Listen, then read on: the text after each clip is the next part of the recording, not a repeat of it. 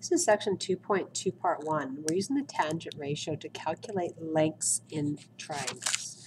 So the very first example, we're asked to find x to the nearest tenth. To find x to the nearest tenth, the first thing we want to do if we look at our steps over on the side is to first of all label all of your given information using angle, hypotenuse, opposite, and adjacent. So the angle we're looking at is right here. We're standing in this corner. The hypotenuse is always across from the little square. The opposite is directly across from the angle we're standing at, and the adjacent is the remaining side. Step number 1. Step number 2, write down our formula.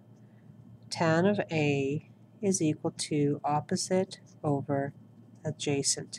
We're going to fill in our information. Now this time the angle A is given, and it's 22 degrees. The opposite side is x, and our adjacent side is 9. The next thing we're going to do is in our calculator, we're going to punch in 22 tan, or tan of 22. We are not going to use the shift or the second button for this one. When we do that, to 4 decimal places, we are going to get 0.4040 equals x divided by 9.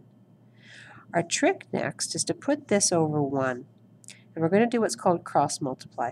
Cross multiply happens when you have a fraction equals a fraction. These two numbers multiplied together will equal these two numbers multiplied together. We will then get x equals 0.4040 times 9, and x equals 3.6 to the nearest tenth.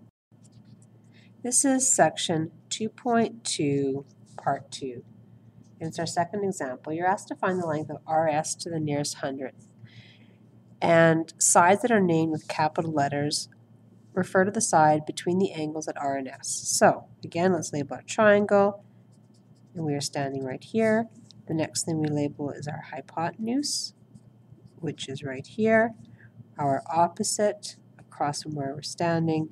And the adjacent is the side directly beside where we are. Let's write down our formula. Tan of A is equal to opposite over adjacent. In this case, our angle A is 39 degrees, and our opposite side is 7. Our adjacent side is either RS, or you can call it X. In this case, let's leave it at RS. Next, we always take the tan of a number, punch it into our calculator, not using the shift or second button, and write that decimal down to 4 decimal places. And we're going to get 0.8098.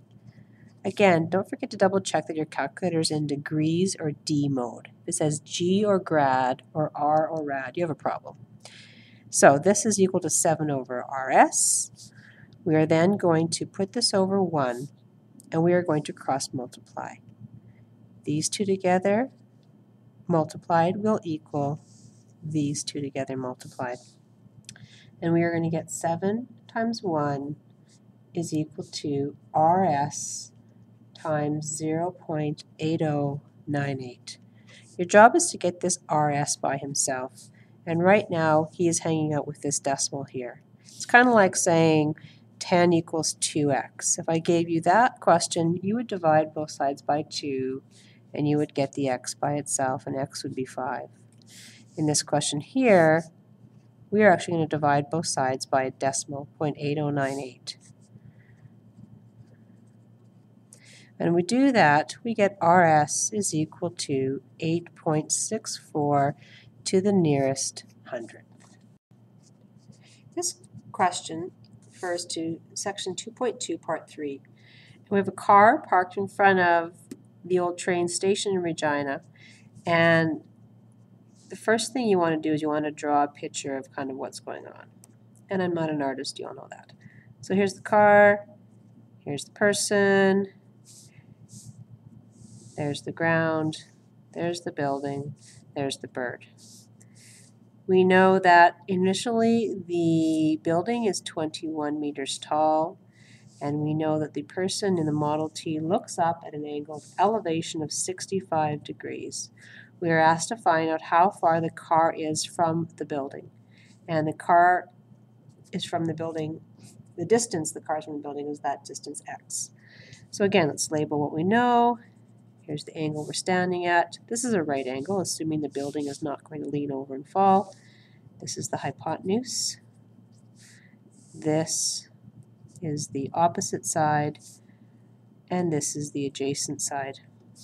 Writing down our formula, tan of A is equal to opposite over hypotenuse. In this case, our angle is 65 degrees. Tan of 65 is equal to 21 over x.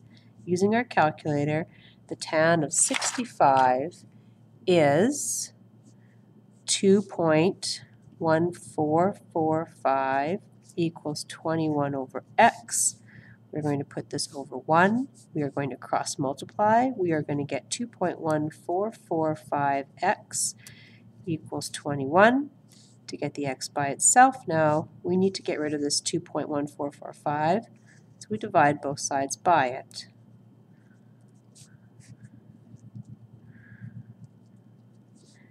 These cancel out to 1. We are left with 1x, or just an x, is equal to 9.8. This is 2.2 part 4, and it refers to the above question where we are ending up with a triangle where we have, this was 21, we calculated this to be 9.8, we knew that this was 65 degrees, and we want to find out how far the person in the car is from the pigeon, which is going to be this distance x. And there's a couple different ways to calculate this, but if you are given a triangle where you know two sides, the easiest way to calculate the third side is to use the Pythagorean theorem. And again, the Pythagorean theorem refers to a triangle where you call C the hypotenuse and the other two sides A and B. And the Pythagorean theorem says a squared plus b squared equals c squared. A and b can be either one of 9.8 or 21. I'm going to go 9.8 squared plus 21 squared is equal to x squared, because I've called my hypotenuse x in this question. 9.8 squared is 96.04 plus 441 is equal to x squared. 537.04 is equal to x squared. Now your job in algebra is always to get the x by itself. And the only way to get the x by itself is to get rid of this little 2 up there.